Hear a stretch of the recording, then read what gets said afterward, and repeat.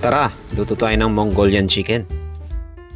May chicken breast nga pala ako. Lagyan lang ng black pepper, soy sauce, vinegar, cornstarch.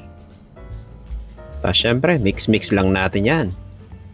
Set aside lang natin ng 15 minutes. Tapos gagawa tayo ng sauce. Lagyan lang natin ng tubig, brown sugar, soy sauce, syempre,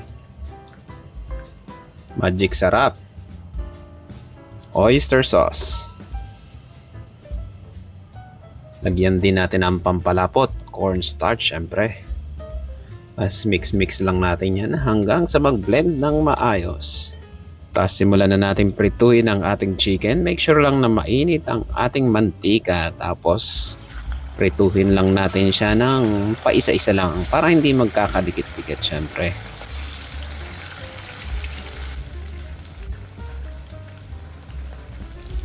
Tapos pag ganyan ang kulay, set aside na natin yan. Isain lang natin ang bawang, luya, spring onion, dried chili. Tapos gisa-gisahin lang natin yan. Tapos lagay na din natin ang ating sauce. Yan, make sure lang na ma-scrape natin yung mga gilid-gilid niya. Nakita nyo yung medyo may mga tutong-tutong dyan sa gilid-gilid. Yan na magpapasarap lalo sa ating sauce. Yan, scrape lang natin yan hanggang sa medyo lumapot na kagaya niyan. Tapos lagay na natin ang chicken, daon ng sibuyas, sesame oil, syempre, yan ang magpapasarap dyan.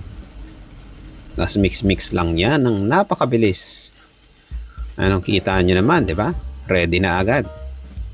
Kasi ready na yung sauce, napakabilis lang talaga nito. At siguradong mag-enjoy kayo. Tara, plating tayo. Ayan, no?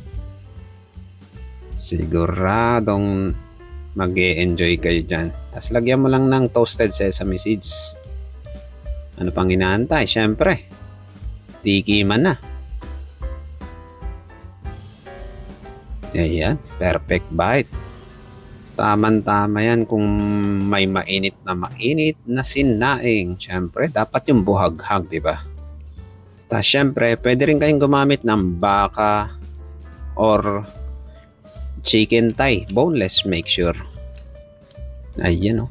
Napakasarap na itong alternative sa adobo. Kung sawa ka na sa adobo, taman-tama yan.